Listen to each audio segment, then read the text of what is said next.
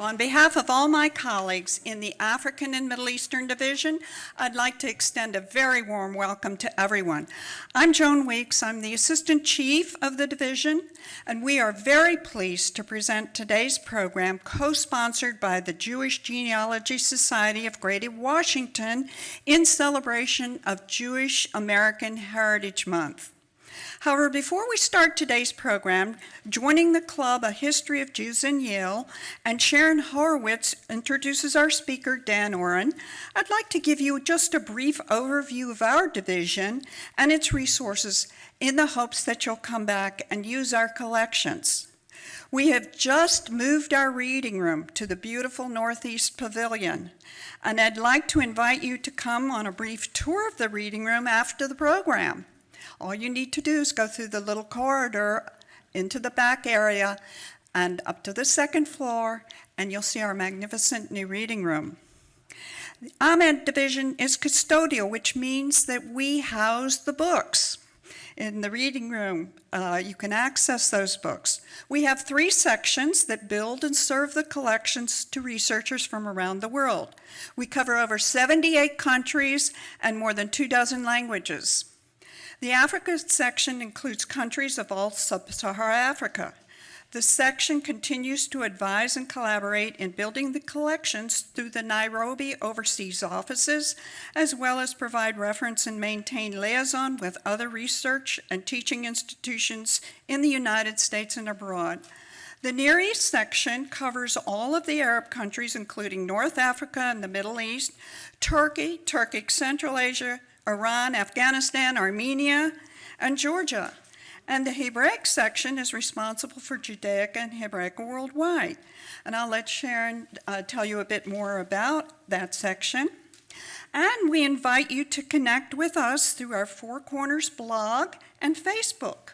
Now I'd like to invite Sharon Horowitz to the podium to give you more details about the Hebraic section, introduce the president of the Jewish Genealogy Society, and introduce the speaker. Thank you, Sharon.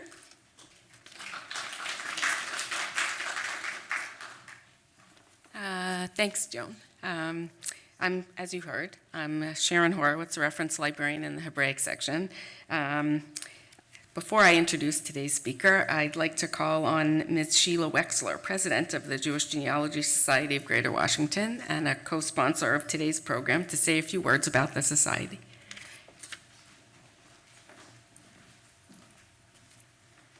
Thank you, Sharon. We're very pleased to be here today, and we're very pleased to be a sponsor of this great event. It is something we do every year, and we have come up with some wonderful speakers. Let me mention something about JGSGW. I know that's a mouthful, but it's a little shorter than the full name of Jewish Genealogy Society of Greater Washington. We encompass the DC, Northern Virginia, and suburban Maryland. We have been in existence for close to 39 years. We currently have about 328 members, and we are here to encourage people to do genealogy, specifically on their Jewish roots.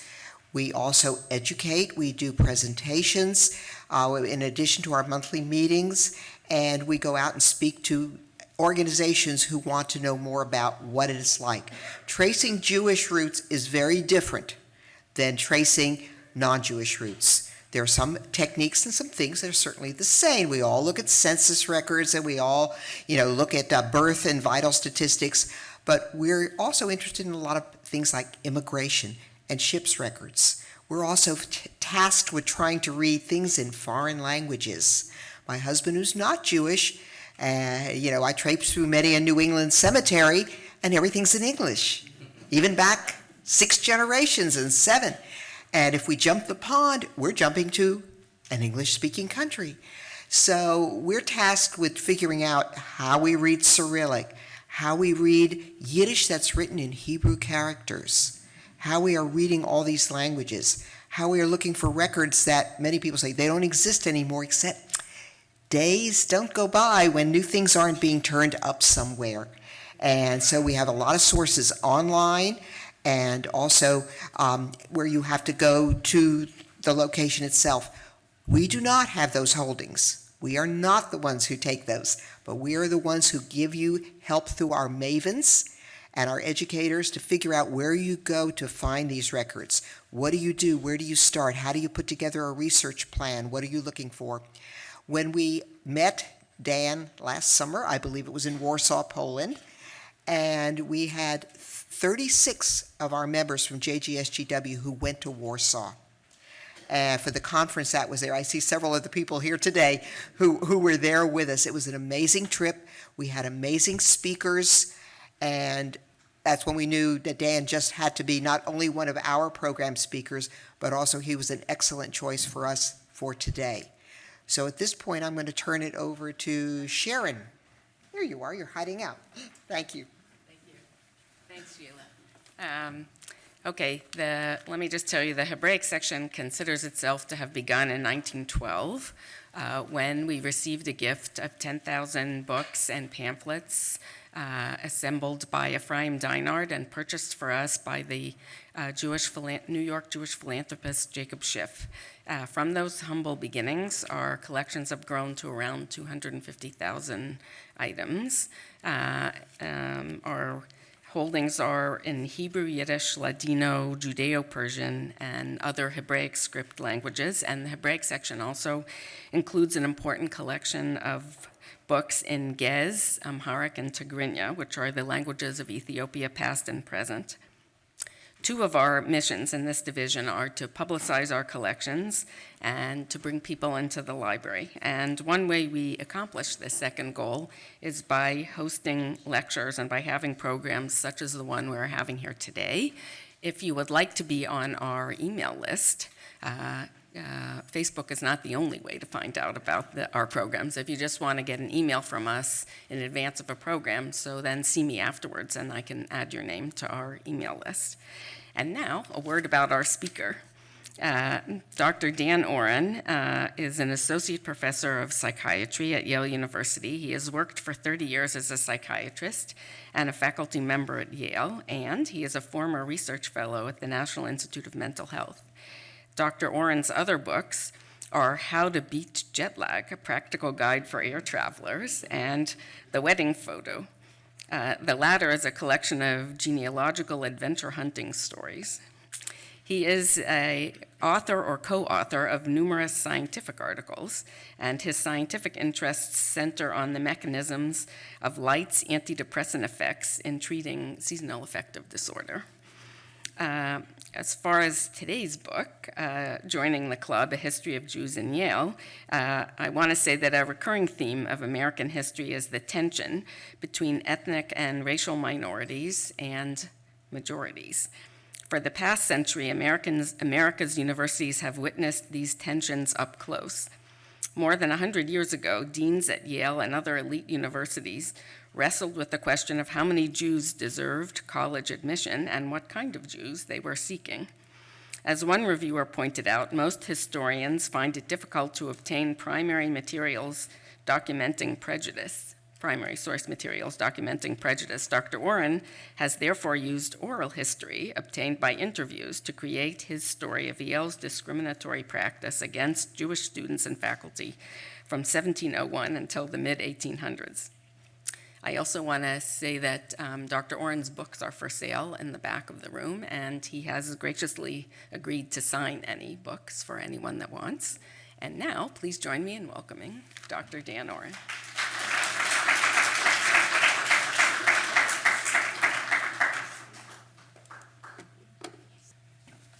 Thank you for the very kind introduction, and it's really a privilege to be here at the Library of Congress. It takes me back to when I was working on this book many, many years ago, and I first, for one part of the book, I came to this library to learn about Judah P. Benjamin and other records that were here, and just walking into the building that first time is a memory that I will always have, so I'm grateful to be invited back here to share this material today. So I do thank the Library of Congress and the Hebraic section of the African and Middle Eastern Division, and Joan Weeks and Sharon Horowitz in particular for your kind invitation to mark Jewish American Heritage Month with this talk.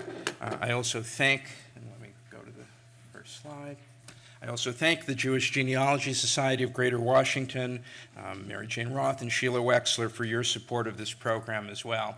Sheila and I were talking before the session began just about how research is done, and before I get to the formal talk, I'll just share with you briefly how I began to work on this. A long time ago in 1976, the bicentennial year, I was young, I didn't have a beard, I had a full head of hair, I was 17 years old, a young student at Yale, and at that point in my life, from my high school education, I had a really solid high school education in Milwaukee, so I knew a lot about American history.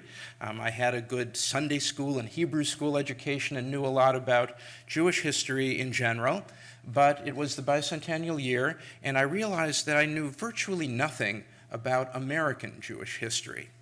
That fall of 76, there was a one-time course being offered at Yale. Again, bicentennial fever was in the air on the topic of American Jewish history. And I want to pay my honors to the late Lloyd Gartner, who was the professor of that course, the teacher of that course, who came up to Yale every Thursday afternoon.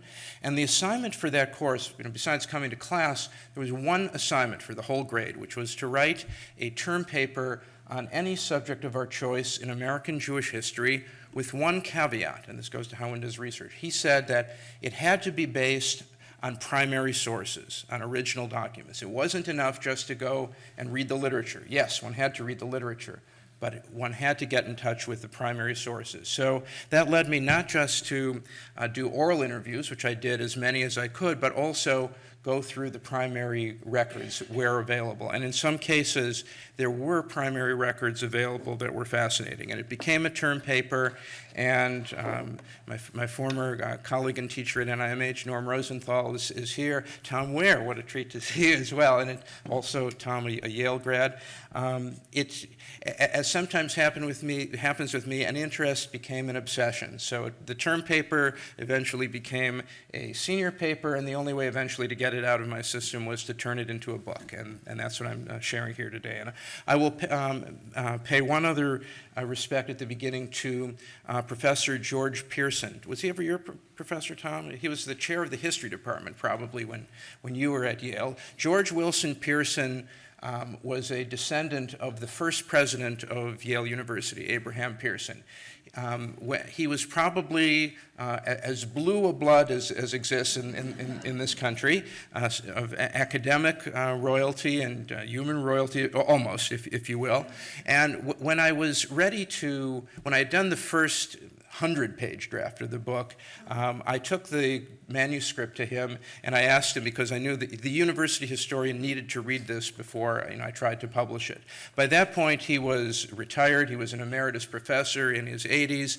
I was an undergraduate. He certainly would have had every right in the world to say he had better things to do with his time, but he was very courteous, and he took at the end of that academic year, he took the manuscript home with him for the summer to read through it. It was a 100-page manuscript at the time, and at the end of the summer, he took the whole summer for it, and at the end of the summer, he sent me back a 10-page, single-spaced typed response to it, where he went through line by line, challenging me on every other thing that I was saying, not necessarily saying that I was wrong, but he was saying, have you thought about this? How do you know that? Can you document that? And that was it was absolutely the right thing to do. I mean, for those of us who've tried to publish and have published scientific papers, we get it in peer review. This was the very best peer review, and I think any teacher who gives their students, the people they work with, criticism,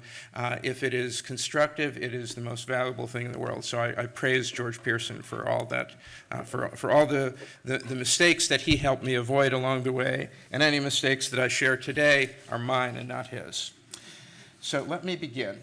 When one's talking about a subject that connects to Yale and to Jews, inevitably, right or wrong, people will go back to the Yale seal. The center of the Yale seal has the Hebrew words Urim v'Tumim.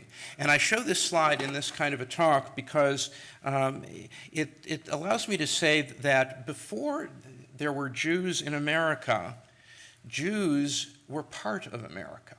And that's represented in part by this seal. Before even the United States was founded, Jews and their ideals were part of the American ideal. Urim v'tumim are the words, you can translate them as was done in the seal, light and truth, lux et veritas. It happened to come from the exact middle verse of the Hebrew Bible. So it's a clue to the person looking at the seal that this book here is a Bible, and at least it was at the center of the Yale education when it was founded.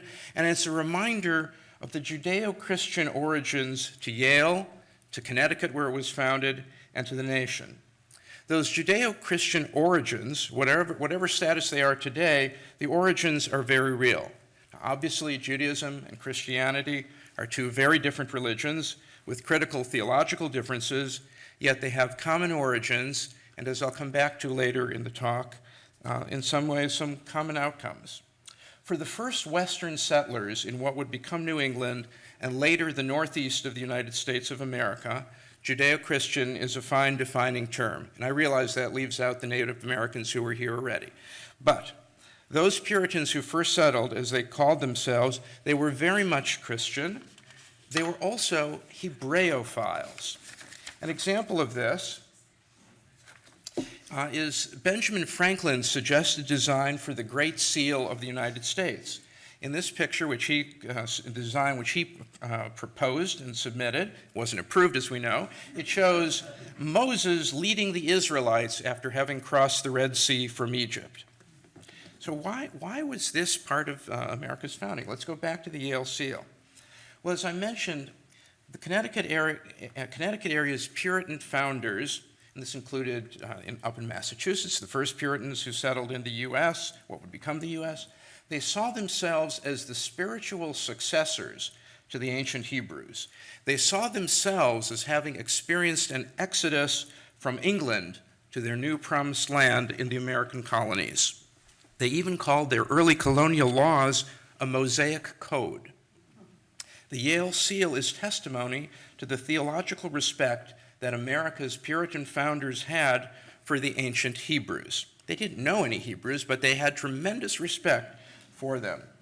I went through, about 10 years ago, I went to the Yale archives and tried to find the first surviving example of the Yale seal.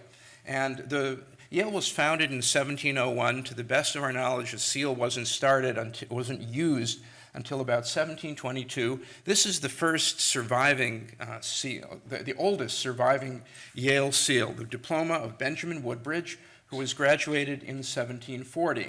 And as they used to do in those days at the great universities and colleges of the world, the seal wouldn't be stamped. You didn't have a rubber stamp. You didn't have a clamp stamp. You would pour wax on a ribbon and then press the seal. And this, Woodbridge's diploma, if you do close up, it's not in good shape anymore. But with very careful eyes, and it looks better if you go see the real thing, you can actually still make out the symbol of the Yale shield. Take my word, you can make out the letters of the Hebrew, the Urim v'Tumim, surrounded by the Latin of lux et veritas. Many people think that the Hebrew on this Yale seal dates back to Yale's president Ezra Stiles. It's a common myth. I want to quickly disabuse you of that myth. Stiles was not president until 1778. I've just showed you a diploma from 1740 where that seal was being used. Now, why do people associate Stiles with the Yale seal and with Hebrew?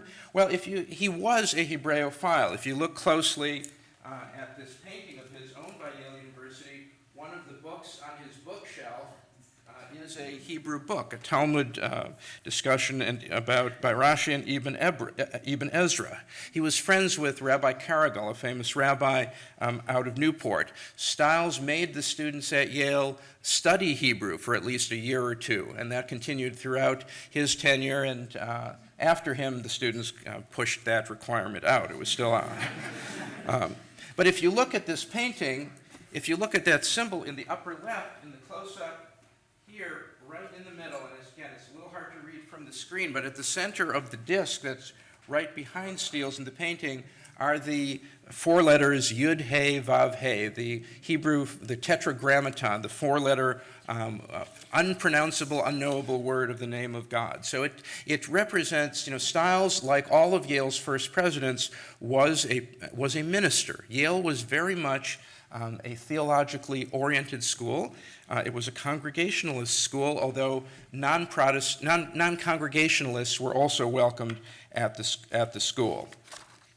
If you look at Stiles' own diploma, so this, I have not found yet his bachelor's diploma. It may be that his bachelor's diploma still exists in his family's archives somewhere in the country, but the family donated his master's degree diploma from 1749, and here one can very clearly see the Hebrew letters in the middle, the looks at Veritas, so that clearly when he received his master's degree, it was already in regular use. So, what was Yale about in its founding years? How did it work? Well, in Yale's earliest years, Yale College was intended to mold the students who would one day lead not just the church, but also the public via the civil state. And indeed, the first charter of Yale specifically was in 1701, when Yale was founded. Connecticut gave Yale permission to exist in order to train leaders for the church and civil state. Now, in those days, social status was a critical component of student life. For the college's first decades, students were ranked and they were seated according to their father's social positions. First rankings went to the sons of prominent, sons, by the way, that's going to persist for about 260 years. First rankings went to the sons of prominent church leaders and prominent civil officials. Progeny of less illustrious college-educated men were placed in an intermediate position, and trailing the rosters were the sons of ordinary farmers, merchants, and artisans. I mention this because, as we see from news sources, I'll come back to it, the link between college and status is no less a concern for some people. This ranking system continued until the 1760s, from 1701 through the 1760s. And it's no coincidence that in the 1760s, the students demanded that the ranking system cease, and students were arranged in an order that we still use to this day, alphabetical order, and like that. But this did not happen in a vacuum, because as we know, America was becoming a place where the fervor for democracy was growing. So what goes on, and this is one central theme, what happens outside the university affects the university, and vice versa. Where did Jews fit in? We would do well to remember that in the 18th century, there were very few Jews in the colonies at all, and then in the new nation. As late as 1790, there were only about 1,500 Jews among the nearly 4 million Americans. That's less than 1/20th of 1%, barely visible. A few descendants of immigrant Sephardic Jews entered Yale in the 18th century and early 19th century. In the 19th century, though, Yale was still very much a Protestant Christian college. Jews were welcomed as curiosities and as students, as long as they attended the required Protestant chapel services each day. And this slide shows this is the frontispiece from the main textbook of the college in Yale's first decades. It was called The Abridgment of Christian Divinity. It reads, this textbook leads us so exactly and methodically it's compiled that it leads us, as it were, by the hand to the reading of the Holy Scriptures, the ordering of common places, the understanding of controversies, the clearing of some cases of conscience, by John Wilibius, a professor in England in Switzerland, at the University of Basel. This book was said to be like mother's milk to the students at Yale. Yale it wasn't all about a Christian education. That was part of it, but was also to teach students all of the important secular fields that were necessary to be a leader in the world. This was not true just at Yale. I show a couple of the other seals of prominent universities that had a Hebraic connection. This is the original seal of Columbia College, originally King's College. You can actually still find this seal in a corner on their website somewhere. And you can see at the very top of the seal is the Hebrew letters, again, Yud, He, Vav, He, the Tetragrammaton, the Hebrew name for God. So again, this was part of a mission not unique to Yale, but to many of the what became the great colleges and universities. Learning about one's place in the cosmos and relative to God was as important as any other kind of learning. And lower on this, it has two other Hebrew words, Uriel, God is my light. The next seal is from Dartmouth College. If you look there, at the top there are the two Hebrew words, El Shaddai, God Almighty. So many of the colleges were founded by deeply religious ministers and their colleagues to try and develop the best leaders. And here, this is the quote from the collegiate school, as Yale was first called, from its charter in 1701. The great objective was fitting young men for service both in church and civil state. One of the early Sephardic descendant Jewish students to attend Yale was a man named Judah P. Benjamin. Benjamin was a role model for what Yale education promised of educating future leaders of the country in all different fields. Benjamin became famous eventually as the Secretary of State and briefly the Secretary of War for the Confederacy during the Civil War years. He was a star student during his 2 years at Yale. He was a champion in the undergraduate debate societies, very popular, but he was expelled from Yale after his sophomore year under what remains a cloud of mystery to this day. And many have explored, and I don't think anyone has a definitive answer. However, there's no evidence at all that it's related to his having been Jewish. Some researchers in the last couple of years have raised a very intriguing theory, which is that it may have related to homosexual activity that was certainly unacceptable at the time. The official records refer to him being expelled for ungentlemanly behavior. Again, it's not clear, there's no key that tells us what exactly they meant, but this is one theory. And it's possible that it may have been found out and then was swept under the rug to protect both Benjamin's name and the Yale name from ruin. Though expelled, he was still held in high regard by his classmates. He lived down in the South. In those days, you had to take a train to return home. And he came from a poor family, and when his classmates heard that he was stranded halfway from Yale down to his home without money to get home, his classmates raised the funds to pay for the rest of his train fare home. He later reported in his autobiographies and his comments to others that he left Yale because money ran out at home because of poverty. There's no evidence that that is the case. And in fact, there is a letter that he wrote to the Yale president after having been expelled a few months later, pleading to be allowed back into Yale. We don't know what the reply was, but we do know he never returned. Later in the 19th century, when German Jews started migrating in large numbers to the U.S. and formed Jewish communities, Yale's occasional Jewish students would be excused from mandatory chapel when they attended religious services at the local synagogue. There was still a Christian college, but there was a respect for Jewish students who wished to express their faith in a different manner. Let me start with a slide showing how the question of admissions became an issue. In the 1840s, Jews from Germany began to immigrate in significant numbers to this country due to restrictive laws and economic hardship back in Germany. By the 1870s, the numbers started to grow. If you can see from this slide, this just looks at the population in Connecticut. We'll come to the national population later. But in Connecticut, in 1877, about 1,500 Jews were living in the state, making up about 0.25% of the population. By 1905, that grew to just under 1% of the population.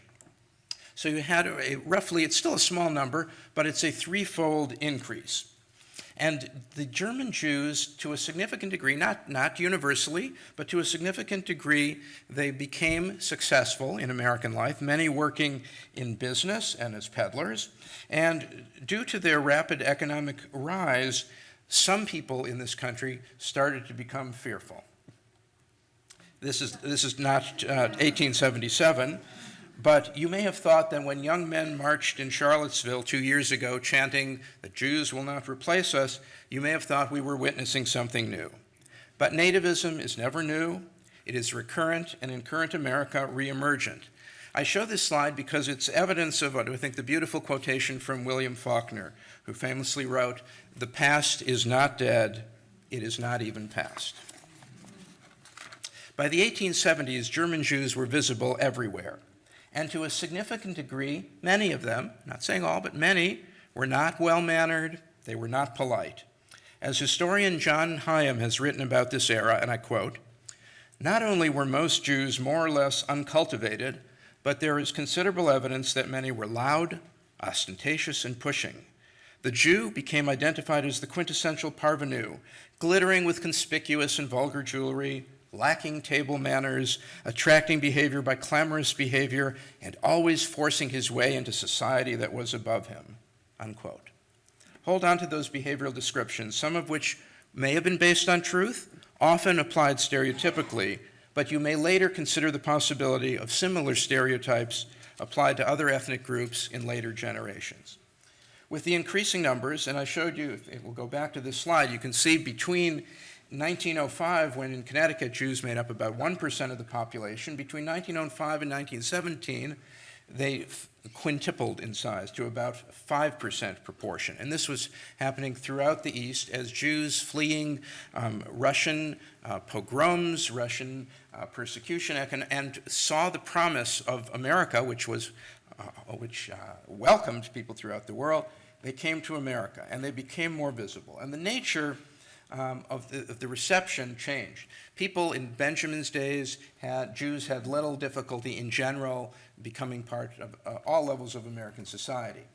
But by around the turn of the century, in some places, exclusionary behavior began. This is an advertisement from 1906 from a Cape Cod hotel, the Menahont Hotel in Menahont, Mass. It refers to all the beautiful reasons why you should stay at that hotel. It'll be open for the season on June 16th, 1906. It has many things make it delightful, and in the bottom we have no Hebrew patronage. At some of the finer resorts, the Jews were not welcome. Of course, not just Jews. In some places it would be Italians, certainly some other minorities as well. In 1907, this was an ad placed in Life magazine, the Life magazine of this day, not an ad, a cartoon. And the caption read, "Welcome to our city, where Christian children may not sing Christian songs in public schools." And if you notice, this version of the Statue of Liberty has a very hooked nose, so it's clearly intended as an anti-Jewish sentiment. But what I'm also sharing with you is that some issues are not old and recur. And on Yale, this is the old campus. This is the oldest buildings at Yale. This is a photo of about 1895 showing the gentleman sitting along the old fence. Social classes began to reemerge. People were seated any way they wanted, but within the studentry, there was increasing class consciousness, and education became secondary among the student culture. It was really more becoming prepped, if you will, for leadership in the world and for taking over the world. And at Yale and throughout the great universities of the nation, it's not just at Yale, the nature of education was changing.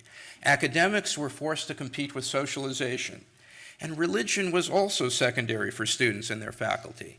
Remember, in the 18th century, the great universities, the religion was a core part of the education. By the late 19th century, yes, there was mandatory daily chapel, but there was no other mandatory religious education.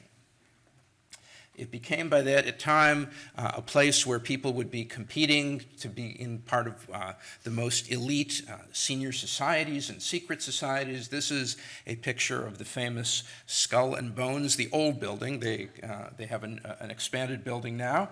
And typically people like the head of the student newspaper, the captain of the football team would be chosen. Some of the more famous graduates from Yale who entered the society, Presidents George Bush the Elder and George Bush the Younger. In today's society, Stephen Mnuchin, our Secretary of the Treasury. There were several societies. Some had different foci. This was Scroll and Key.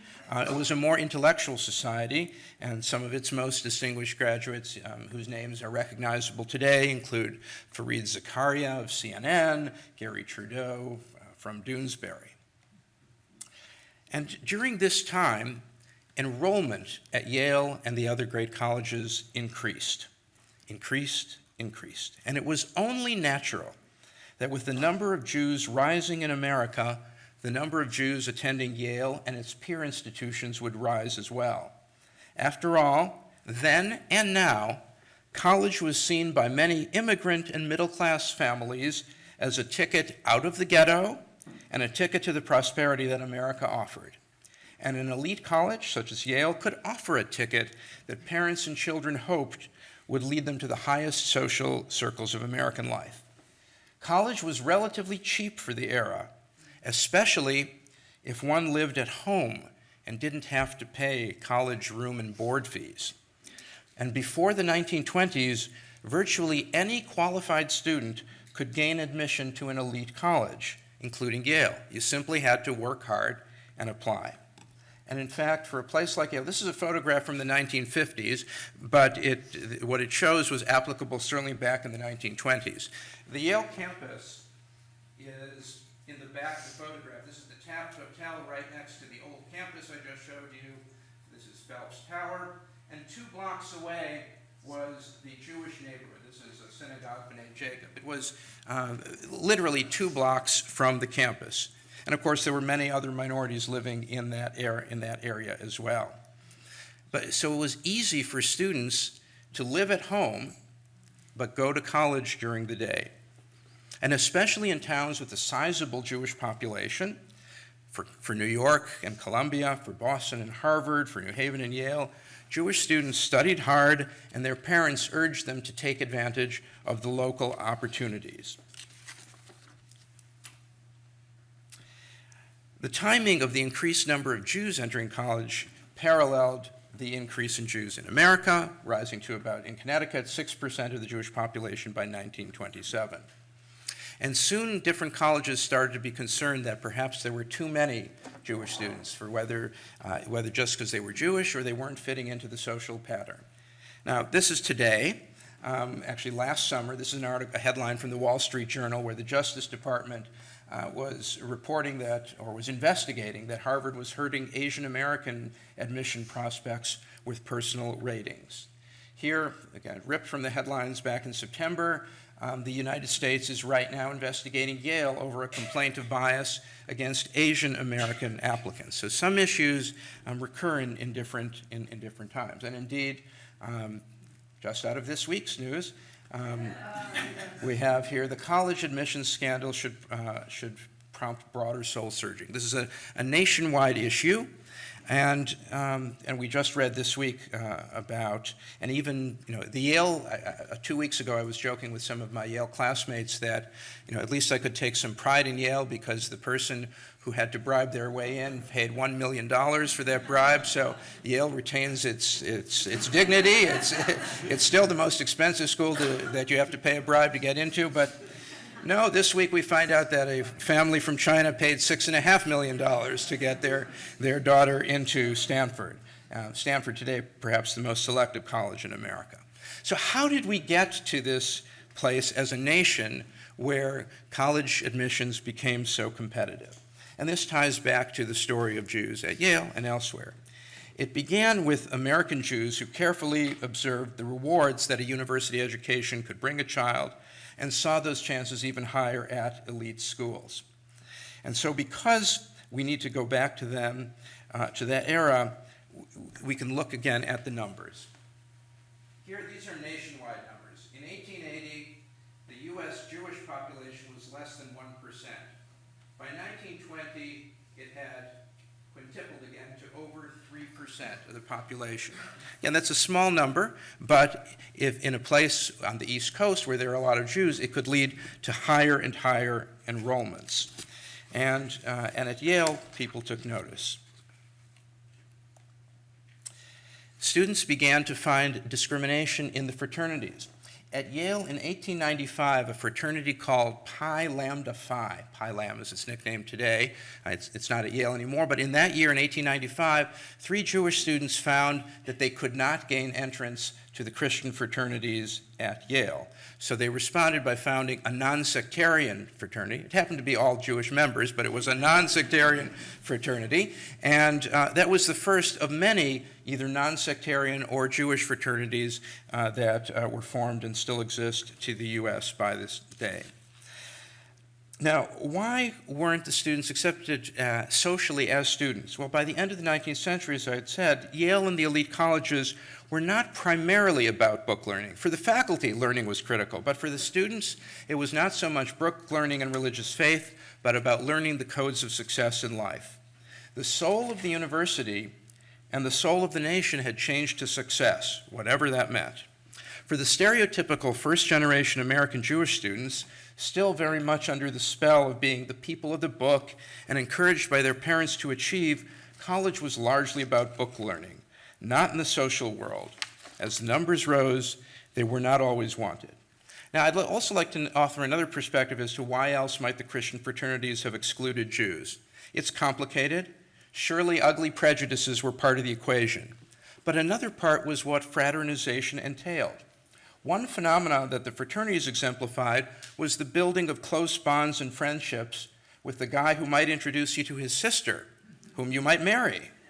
Unlike today's era, where in-marriage is the exception and intermarriage is the norm, except in the Orthodox communities, in the 1890s and through World War II, it wouldn't have made sense to build fraternal bonds that couldn't be consummated, so to speak. The established white Anglo-Saxon, largely Protestants on campus, also didn't appreciate a larger number of students whom they saw as grinds. Cheating and the use of purchased papers were widespread among the elite students, and the menial labor of writing papers was left to what they called the fruits, the meatballs, and the men of minority ethnic origins and a public school education. Enthusiastic intellectuals were not necessarily grade grubbers, but they were equally despised. As one Yale graduate and later professor, Henry Seidel, wrote, and I think he wrote this tongue-in-cheek, but it illustrates a point, quote, "The generation from east of Europe was beginning to come to college, Polish Jews with anemic faces on which were set dirty spectacles, soft-eyed Italians too alien to mix with an Anglo-Saxon community, seam-faced Armenian boys, and now and then a Chinese. These, except the Chinese, were all in college to learn how to live in America. Their mien was apologetic. You could see them watching with envious curiosity the courteous indifference of the superior race. They took little part in discussions and they asked for no credit, yet often their more flexible minds could be felt playing round and round the confident Anglo-Saxons, admiring, skeptical, puzzled, and somewhat contemptuous.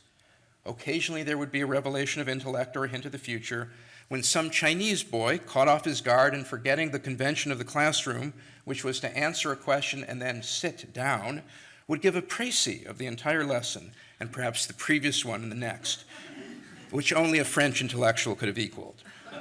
Or some Russian Jewish exile asked to comment on an Ibsen play and losing control of his guarded intellect would expound a social philosophy that made the class squirm as if a blast of fire had scorched the seats of their comfortable pants, unquote.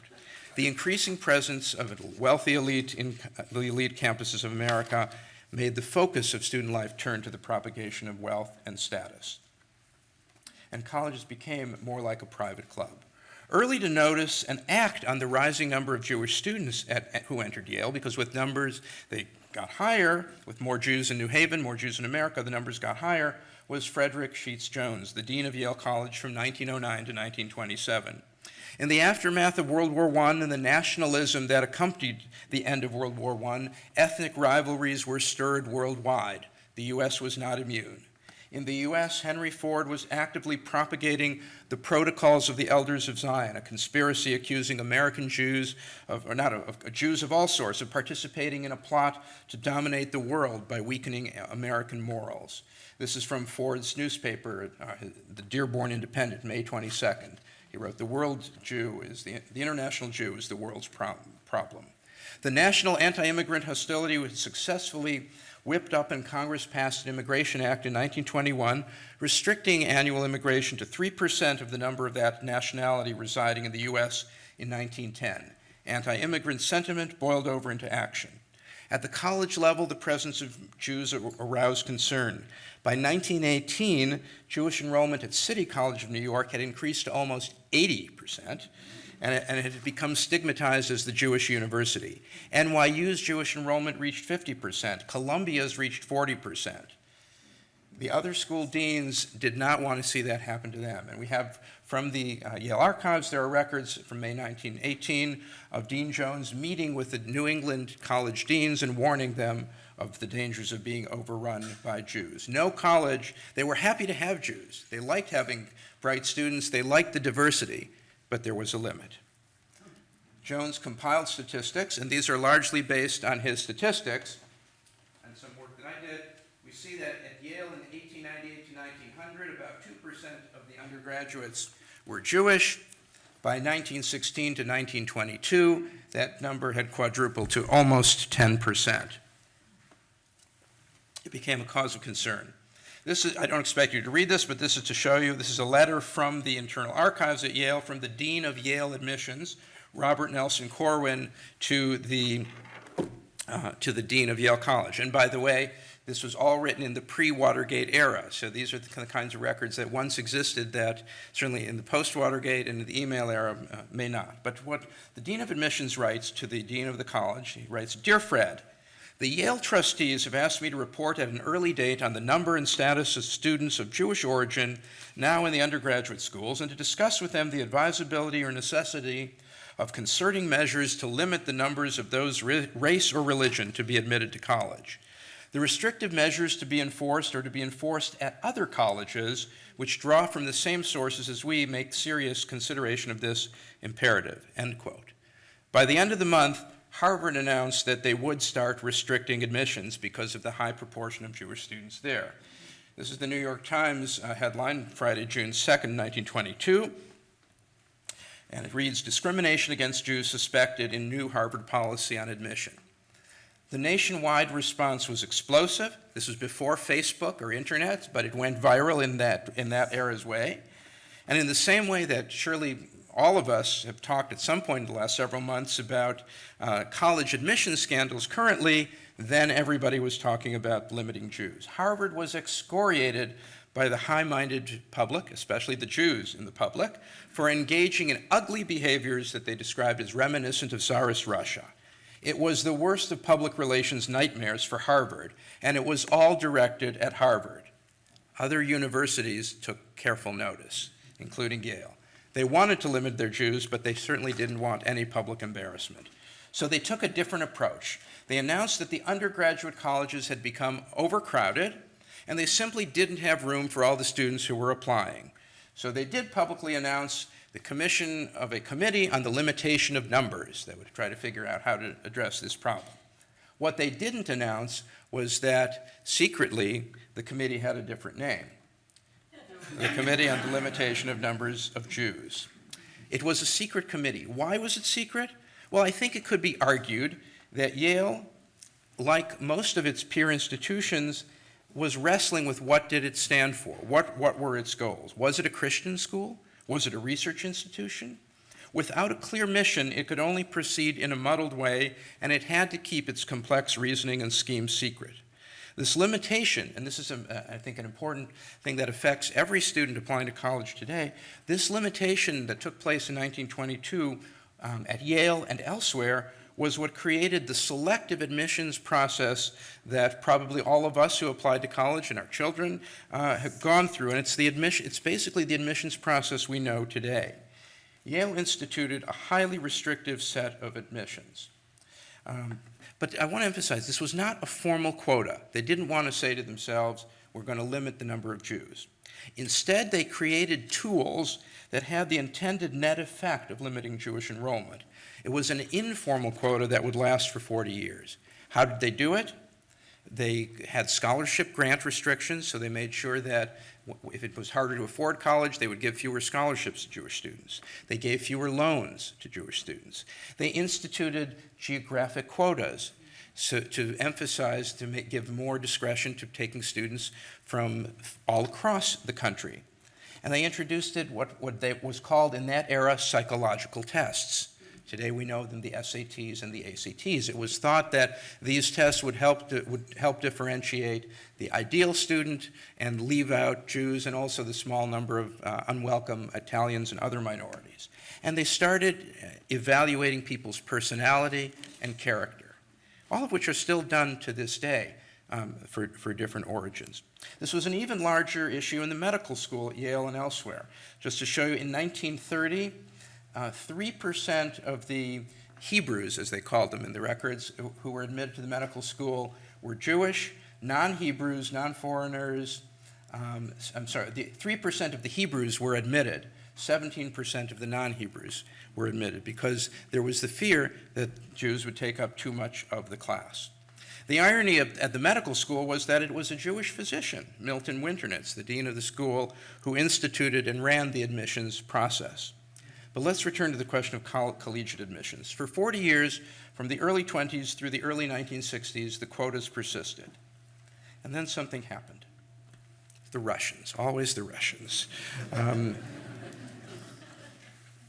October of 1957, the Soviets fired, as you see in the New York Times headline, a satellite, Sputnik, into space. It was circling the globe, and today Sputnik, we just think of as trivia from the past, as the first satellite that was orbited. But for America in the late 1950s, it was terrifying. It was the thought, the U.S., we had won World War II, we had the atomic bomb helped bring it to a quicker end than it otherwise might have ended. But then the Soviets had gotten a hold of an atomic bomb of their own, and now they were the first in the space race. And there was a tremendous fear, and I do not exaggerate when I use that word. There was a fear that we would be overrun by the Soviets if we didn't do better for our education. The entire American way of life was threatened, and this had an effect in education. Look at this quotation from right after the Sputnik launch from the New York Times.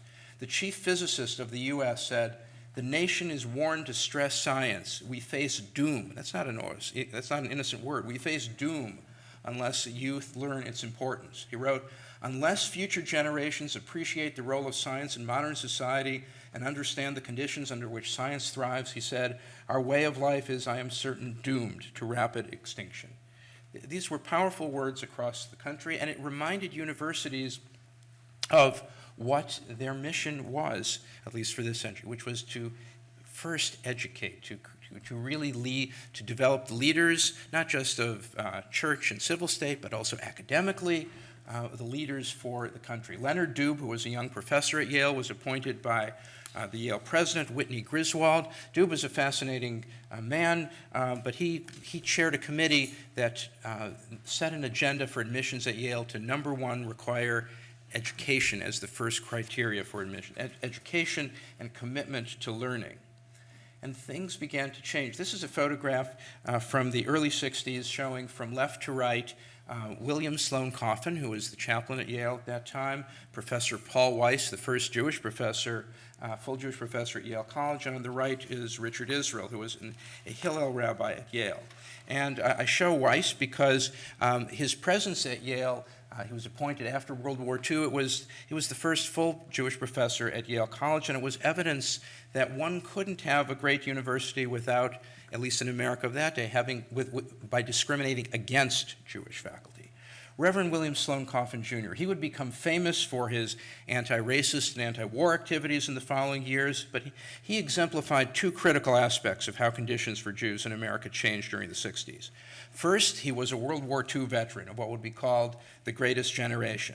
These men had fought in World War II and physically risked their lives against the evil and racist ideology of Nazi Germany. They had risked their lives at a time of a clear fight of good versus evil. Now that they were coming into age and positions of authority and power in America, their ideals came to the fore. They were to significant degrees champions of idealism and embarrassed by racial and religious prejudice. The other important thing to note about Coffin was that he was the chaplain of Yale, a Protestant minister, the religious head. He was one of the people who advocated most strongly within the Yale administration to open up admission, not discriminate against Jews in admission, and to make students who were observant at Yale, to make them feel more comfortable at Yale so that they wouldn't have to be penalized for missing an exam on the Sabbath, so that they'd have a place to find a kosher meal if they needed one. And for Coffin, and this is where I get back to the mission, for him, being a good Christian meant being a good supporter of other people of faith as well. And this was a very powerful argument, because when the secular heads of Yale were arguing against him, he could say that he represented the core. And And soon afterwards, a kosher kitchen was opened up at Yale. This is the ledger from about 1962. Of the people on the ledger, there's one name you might recognize. The second name, signing for males, Lieberman, who was an undergraduate at Yale, later became famous Senator Joseph Lieberman. By this era, the presidents of the university, A. Whitney Griswold and Kingman Brewster Jr., Griswold in the 50s, Brewster in the 60s and 70s, they did not want the Yale of their generation to be tarred with the prejudices of the past. In the university records, we learned that Griswold wanted Yale to be a model for intergroup relations for the whole nation. So it wasn't just when there was tension, he said, how do we deal with this? He wanted to create an environment, he had an ideal that Yale would be a place that one could take pride in the harmony, not tension. Brewster wanted Yale to be a model for non-discrimination. When Yale would start looking for better students in response to Sputnik, he said, go out and get the best students, he told his dean of admissions. Now, President Brewster didn't say go out and recruit more Jewish students, but Clark told me, he said, nobody told me to admit more Jews, but it was inevitable by recruiting in more places and emphasizing academics more that more Jews would be entering Yale. The informal quota was stopped, and the Jewish enrollment at Yale in the late 60s through 80s effectively increased significantly. Not everybody was pleased. The dean of admissions, Dean Clark, was invited in the early 60s to make a personal presentation at the Yale Corporation. This was an unusual event. The dean addressed the board of trustees describing the changing trends of admission policies in the 60s. One trustee hemmed and hawed throughout the report, and he attacked Clark's modern ideas. The trustee said, and I quote, "Let me get down to basics. You're admitting an entirely different kind of class than we're used to. You're admitting them for a different purpose than training leaders," unquote. Dean Clark responded that the America of the 1960s was different from what it had once been, and that more national leaders would be coming from more groups, including women. The trustee was unsympathetic. He said, "You're talking about Jews and public school graduates as leaders. Look around you at this board of trustees. These are America's leaders.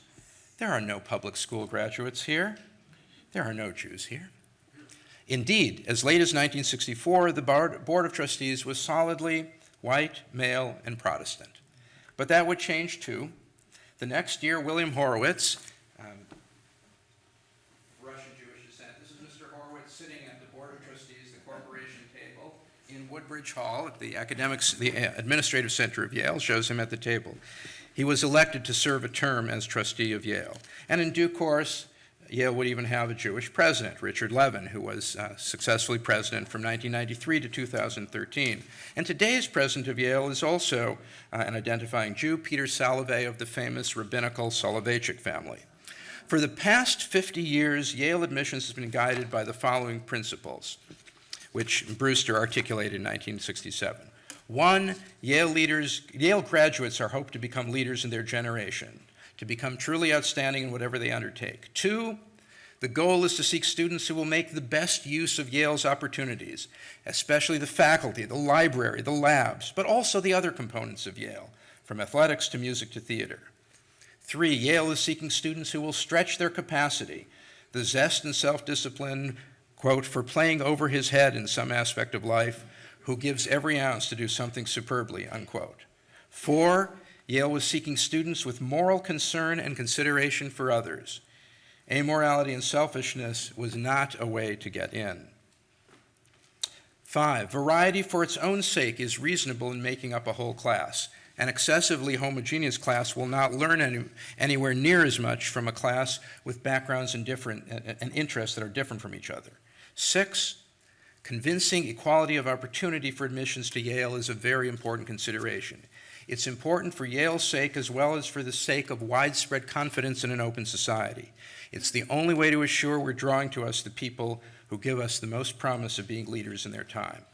And these principles guide Yale admissions to this day. So let's briefly come to this day. So today there are lawsuits, investigations, one against Harvard, one against Yale. Harvard has a lawsuit, Yale doesn't have a lawsuit, but it's being investigated by the Justice Department, both for discrimination potentially against Asian Americans. This situation is current events and not history, so many of the details are quite private. Some of them I know and can't share, and frankly, most I don't know. I'm not aware of any evidence showing that Asians are being discriminated against in any way for being Asian at Yale, per se, but of course we see that the issues of what the soul of the university is, whom should a university serve, are very much issues today as they were a century ago. Jews in general have become an economically successful group in America, not all, but in general. Jews of conservative or reform or reconstructionist background or no affiliation are generally not differentiable from their Christian classmates. There aren't so many Jews in America proportionally anymore. Once it was over 3%, today it's probably under 2%.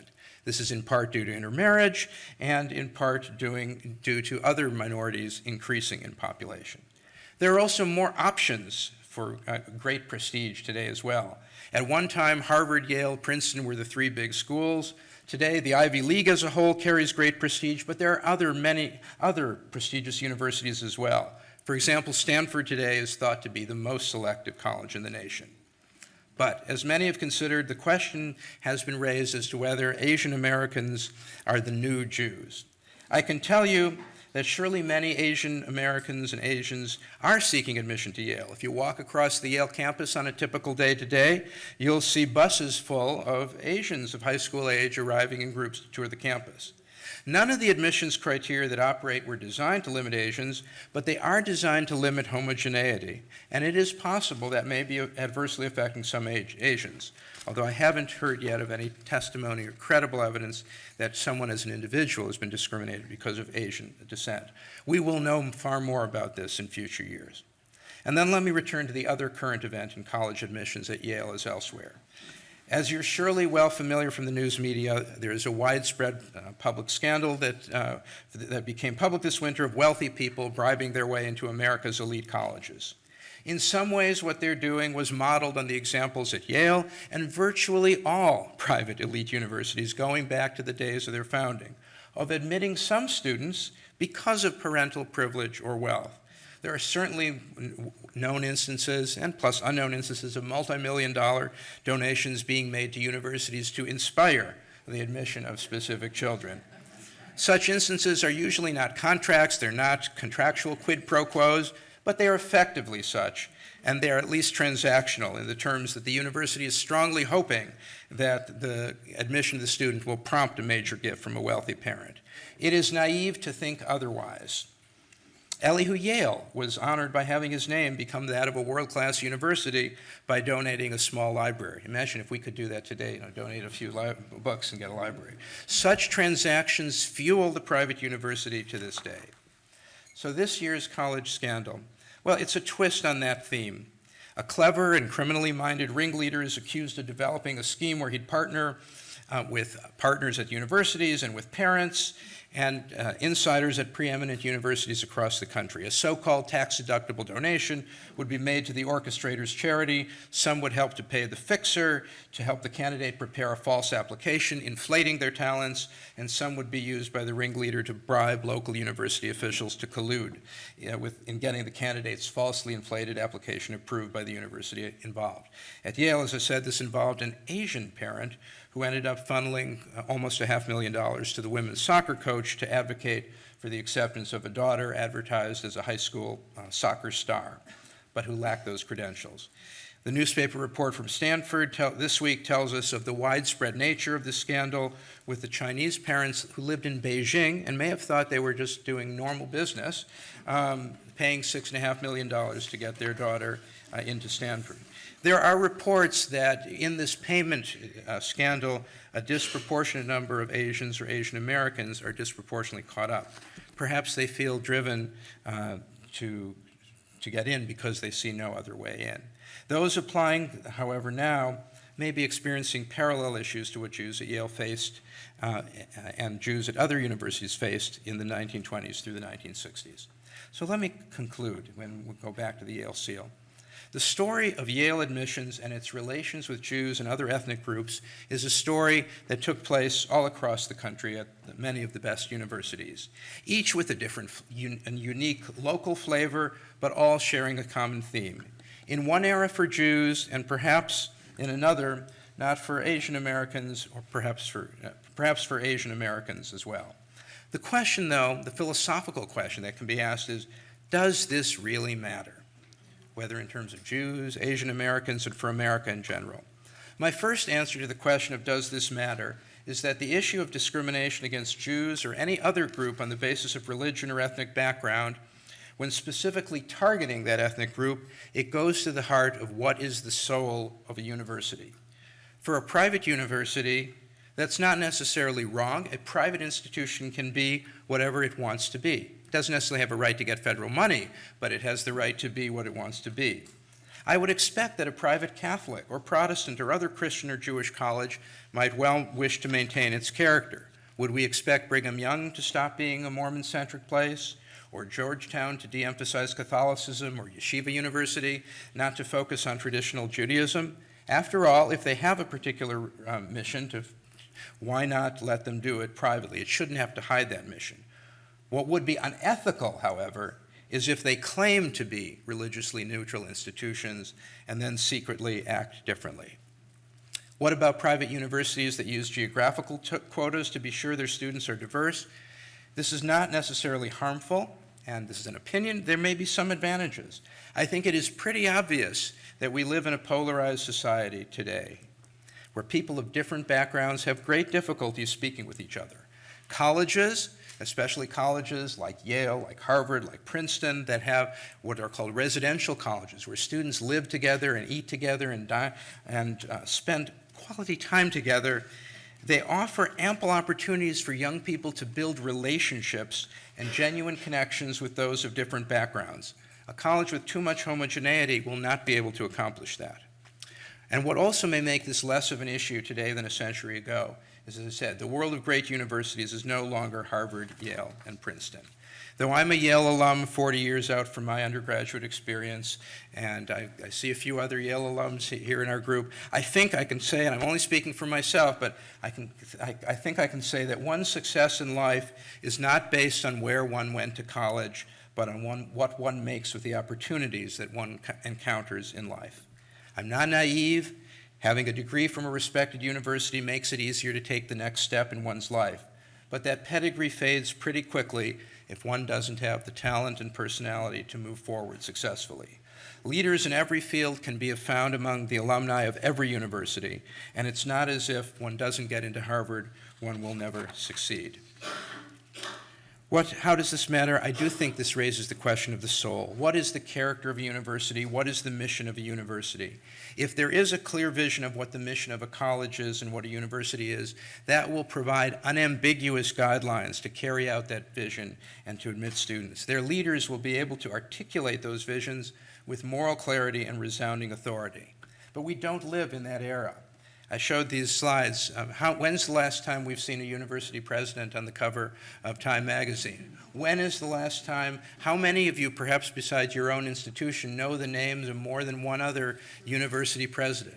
The university presidents who were national leaders are not national leaders anymore. And in fact, even if they were to take the step of saying something of national importance, how many of us would listen? How many people would listen, and how many wouldn't be fired by their board of trustees the next week? The Yale Seal, I think, proclaims an underlying mission of light and truth. The great universities of America were dedicated to the pursuit of truth and the purpose of shedding light, so imparting knowledge. They, like Yale, were founded to develop the future leaders of America with the inspiration of light and truth. The story of Jews in Yale, therefore, I believe, is the story of the pursuit of light and truth colliding with the values of a private club. When those values clashed, truth was sacrificed as a silent, informal, not formal quota was established.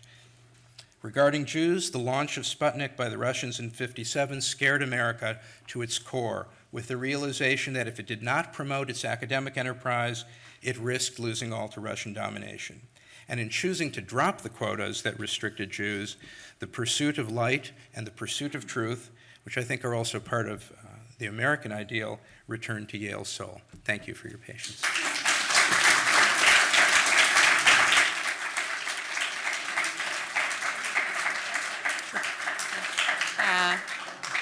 Dr. Oren has agreed to take some questions, but before, let me just say, in the back of the room where my colleague, Dr. Ann Brenner, is standing, we have 2 carts. In honor of Jewish American Heritage Month, we have 2 carts of very interesting books that we're giving away. So I would direct you to look there on your way out. And Dr. Oren's book is for sale in the alcove as you're leaving this building, as you're leaving this hall. And if you could repeat the questions for the video. Thank you. Sure, please. Oh, I'm sorry. I read your book 25 years ago when my son matriculated at Yale. I'm really pleased it's been republished. But in your book, you also deal somewhat with the faculty at Yale and the Jewish or limited Jewish faculty. I would like you to speak to that a little. And the second question is, if possible, we've dealt with the undergraduate admissions, but I wonder how this affected admission into the graduate schools, law school, medical school, et cetera. Sure, that's another lecture in its own right. But I will briefly say that for Yale College was, in many ways, the core of what became a university. And the Christian mission was central enough that until after World War II, there was no Jew who was permitted to reach the level of full professor at Yale College. There were a couple of assistant professors, but Paul Weiss, a philosopher, was appointed after the war. And in fact, if one goes to the Yale archives, there are, when someone is appointed to a faculty position, letters of recommendation are solicited both from outside the university and within the university. And it was very clear that after World War II, one of the professors wrote how we're undertaking a great experiment to see if someone of his background could work with us. In the other schools of the university, the Christian core was not so critical. So, for example, in the graduate school and in the medical school, in the sciences, some of the finest professors brought in a small number, but did achieve great renown. In the medical school, it was very interesting because it was a Jewish man was the dean of the medical school during the quota years, and he was a man named Milton Winternitz. He was married to the daughter of Thomas Watson, Alexander Graham Bell's partner, so of great social standing in America. And I think he was very interested in protecting his position, so he was very careful to make sure there was a strict Jewish quota in the medical school at Yale. But I'd have to go on at great length, but it's in the book, though. Okay. Please. Oh, I'm sorry. I should... An uncle who I was very close to was Yale 27, and I was looking last night through his 25th anniversary report in 1952. They would have been admitted almost in 1922 when that directive came out from the dean to limit the number of Jews. I did a very rough survey based on last names, but I thought Jewish names were about 4 or 5%, a little bit lower than the percentage you came up with. Is that an aberration, or is that probably right from that period? Yeah, so the numbers that I shared for those years in the 20s were based on the dean's counting. So the definition was that if the dean thought that they were a Jew in his records, for that purpose I counted them as if they were a Jew.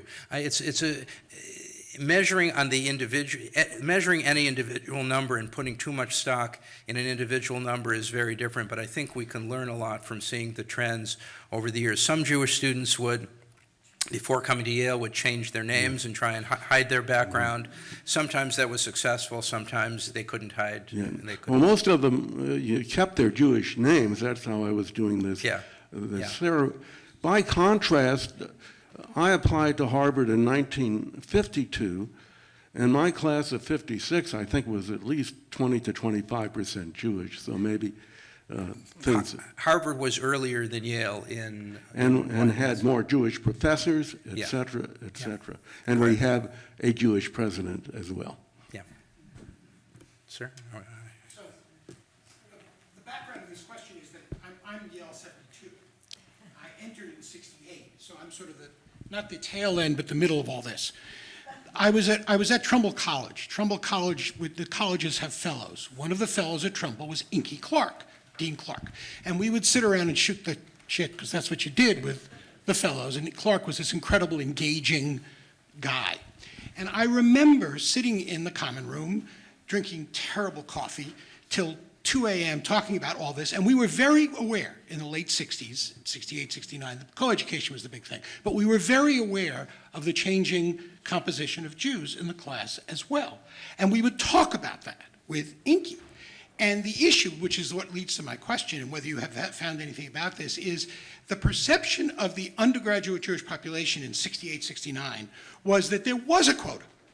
It was like 15 to 18%, that it would always turn out that we would be totally merit-based because of Brewster's principles, and we would end up with a totally merit-based system of 15 to 17 or 18% Jews, not higher, but not lower as well. And when we would talk, we would push Inky on this over the terrible coffee, and he would, who was this wonderful, candid guy, he would smile beatifically and shrug, and we would then go on to the next subject. Did you, in the course of this, and perhaps it's in the book, which I haven't read yet, did you come across stuff that either rejects that or that shows that indeed there were, if not quotas, limits that would influence the decision process, much as the kind of issue we have today with Asian students, where Harvard and Yale say, well, we're 20% Asian. And the answer is yes, and if you were truly merit-based, you'd be 40% Asian.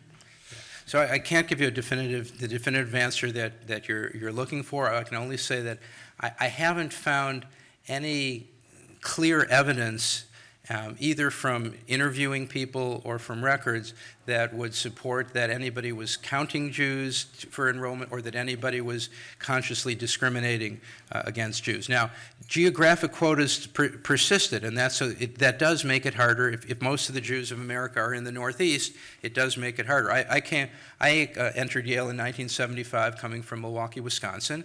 If I think rationally about it, I probably, coming from the far reaches of Milwaukee, Wisconsin, which for most people at Yale thinks the end of the universe, I probably, whether I was Jewish or Chinese or Protestant or Catholic, I probably had a better chance of getting in than somebody of equal education from New York. So geographical quotas can have real effects without being discriminating specifically against a particular group. Sir? Yeah. Daddy was a Yale man. How many Yaleys do we have here? How many Yaleys remember that song? Daddy was a Yale man. He'll be married soon? Right, okay. So he was class of 1935. And he was from Englewood, New Jersey, public school. And I've always wondered what it was like for him, whether he was the quota that year, or what it was like for him at Yale. He told me a few things about it. And I was class of 1965, which was the first class which was more than half public school. I didn't count the number of Jews, but I became friends with a lot of non-Jews, actually, because of the residential college system. But could you say something about admission to Yale in the early 1930s? I've always been curious. Yeah, just briefly, it was really a continuation of the 20s. There was still an informal 10% quota where they had the different routes that were taken, and they would count at the end of the year to see what they arrived at, and it usually came out intentionally to somewhere around 10%. One point that you raised about student life, and it actually ties into your question about faculty, virtually all the students that I spoke with from that era, as far as in the classroom, I mean, there was clearly discrimination in admissions, but as students, they never felt that they were discriminated against in the classroom. They always felt fairly treated by their professors, and they felt they had the best their education performance was based on how they did. It wasn't like, in Europe at that time, there were universities where Jews would be forced to sit on a back bench. There was never anything like that. At Yale, one academic limitation, this gets to your question, students who fantasized a career as being an English professor, a literature professor in the pre-war years were at a clear disadvantage, because the thought at that time was that to understand English well, you had to be well-grounded in the New Testament and the English literature, and Jews would not be well-grounded in the New Testament. So before World War II, Jewish students who were interested in going into a career to become an English professor, a career in graduate study in English, they were strongly discouraged from applying. Now, some of that was realistic. They said, you can go, but you're not going to get a job anywhere. So they were being, in other cases, so Gene Rostow, who became a famous dean of the Yale Law School and an attorney, he was one of those people who had his heart set on English, but then he ended up having a great career in law because he was told that there was no future in that. Please. Or wherever the microphone goes, I guess.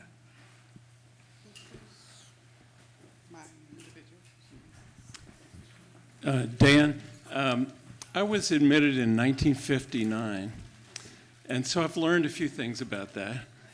I was not Jewish. I was from Kentucky, and I was building rockets. You were building rockets Wow. as a high school student. Wow. So it was a good trifecta, I guess, apparently. But the other thing the thing I wanted to ask you, I was also something of an athlete, and at my 50th reunion, the dean of admissions from that time said that there was a sort of informal rule that something possibly as high as 50% of the students were to be athletes. Have you looked into any aspect of that and its implications? No, that's fascinating. Yeah, it's certainly, in that era, that could have had very, very significant implications. It's less of an issue today because today, at least for Jewish students, they're probably just as likely to be athletes as non-Jewish students. The Asian Americans, not so much yet, because it's the immigrant experience. But I need to learn more. Thank you. Sir? Okay, you've been waiting in the front row, and then you, sir. Sorry, okay, Okay, more questions. two more questions, then we're And done. then if people want to talk with Dr. Oren afterwards, that's fine, but we're going to have to cut it off. So 2 more. Thank you. Fascinating. There's one aspect you haven't touched on, and maybe you didn't do any research on that, but certainly, say, in the past 20 or 30 years, the role of Israel has been linked to Jewish students in various ways, as a sense of connection, as a sense that they should take a particular stance, as some sort of linkage. Did that come up at all, the role of Israel vis-a-vis Jewish students in perceptions of non-Jewish students and perceptions of Jewish students themselves? So that isn't something I studied extensively. For this talk, I focused mostly on admissions.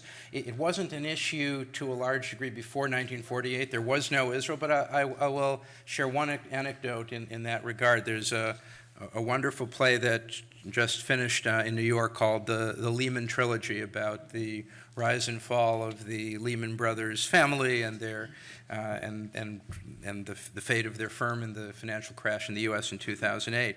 And there was one young member of the Lehman family was a Jewish student at Yale in the early 20th century, and his family was exceptionally wealthy at that time, and so he was not one of the intensely studious kids, but some of the other Jewish students tried to recruit him to participate in a Jewish activist group on campus. There was no Israel, but to try and do things for the plight of Russian Jews, across the ocean. And his response to them was, can't we just have 4 years of freedom from Jewish issues in college? I think the whole question of Israel on the American campus today and the issues it raises, it's a very important question, but it's beyond the scope of today's discussion. Yeah. last question, sir.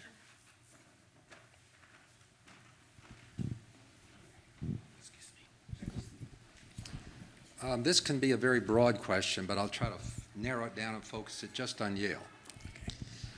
Do you think the cost of going to Yale is prohibiting many students who would otherwise be qualified from not going? Yeah. So I don't know what the latest cost is. I think the cost at Yale is very similar to most private school universities across the country. It's probably somewhere in the neighborhood of $75,000 to $80,000 a year with tuition, room, and board. For me, the number that sticks in my mind, I remember when I enrolled as a freshman in 1975, it was $5,920, all encompassed. Tom, a few dollars less probably in your day, yeah. But what you have in 44 years, the Yale tuition probably was about $100 back in the 1920s. In 44 years, the cost of Yale tuition, room, and board, and for most of the private universities in this country, has skyrocketed far more than the inflation rate over this entire period. So my answer, I think that's a very fair question to ask. It's not just at Yale. It's for, especially if a parent is thinking about sending a child to a state school versus a private school. It's a very fair question to ask, and the answer will differ. In my mind, the answer to a significant degree depends on to what degree the child will make use of the resources available at the more expensive school. It's not the right answer for everyone. And as I've said, the having gone to Yale or any specific college is not going to determine where you end up in life. It's not going to be the number one factor determining where you end up in life. So, yeah, I'm sure that the cost of private universities is keeping many people out. Now, at Yale and some other universities, Yale does have what they call a need-blind admissions policy, where they admit people without regard to financial background, and they commit to funding them through loans or scholarships so that they can afford to attend Yale. So there are steps that are taken to relieve that burden, but it's a burden. Yeah. Thank you all very much.